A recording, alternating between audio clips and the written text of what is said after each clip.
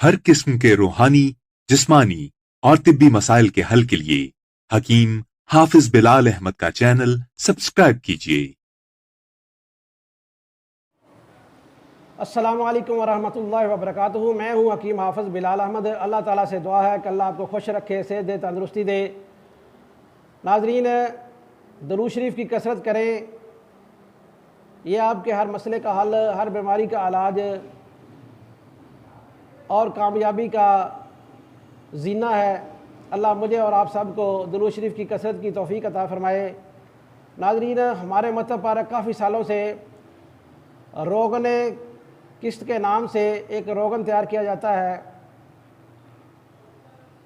शागिर्दों के असरार पर,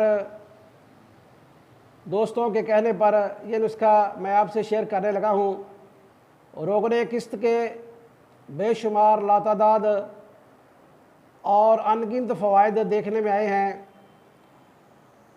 ये रोगन दर्दों के लिए बहुत मुफीद है। कमर दर्द में इसके बेशुमार फ़ायदे हैं। रीढ़ की हड्डी में ऐसे भी मरीज़ आए हैं जो खड़े नहीं हो सकते थे, वज़न नहीं उठा सकते थे, सीढ़ियों पर नहीं चढ़ सकते थे। उनको जब ये इस्तेमाल करवाया गया तो अल्लाह तबारक व तआला के फजल व करम से उन्हें बेहद सुकून मिला। ऐसे बहुत सारे मरीज़ जो कई सालों से फालज का शिकार थे,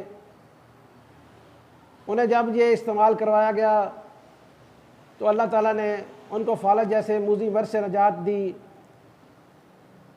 इसलिए अगर आप रोगन किस्त अपने मतब पर बनाकर इस्तेमाल करवाएंगे या कोई मरीज़ आपके इर्द गिर्द मौजूद है तो वो इस्तेमाल करेगा, इंशाअल्लाह इसके फ़वाइद बहुत ज़्यादा आप ख़ुद अपनी आँखों से देख लेंगे।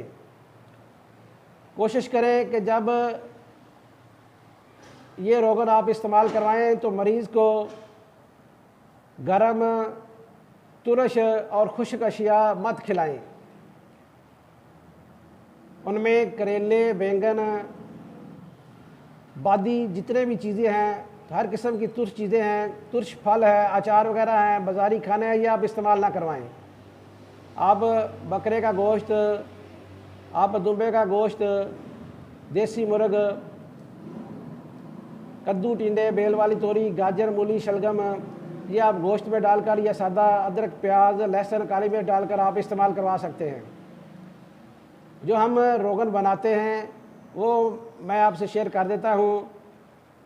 उनमें एक आपने किस्त शीरी लेनी है 10 तोले, असगंध नागौरी आपने लेनी है 10 तोले, लहसुन देसी वो आपने 10 तोले लेना है, रोगन जैतून असली वाला वो 1 लीटर आपने लेना है।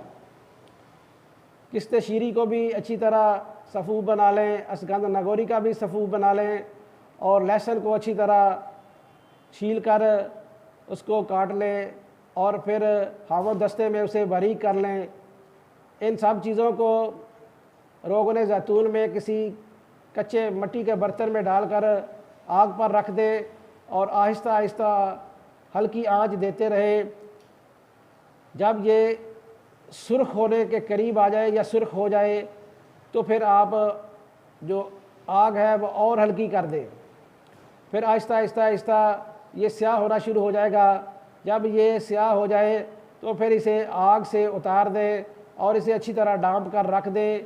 जब ये ठंडा हो जाए तो फिर इसे बारीक कपड़े से अच्छी तरह पुन लें, छान लें और फिर किसी शीशे के बर्तन में महफूज कर लें। और जहाँ कहीं भी कोई मसला है वहाँ आप मालिश करके कोई गर्म कपड़ा आप लपेट दें ताकि आपको फ़ौरी आराम आ सके। ये बहुत मुफीद और बहुत मुजरब रोगन है, इसे ज़रूर बनाएं।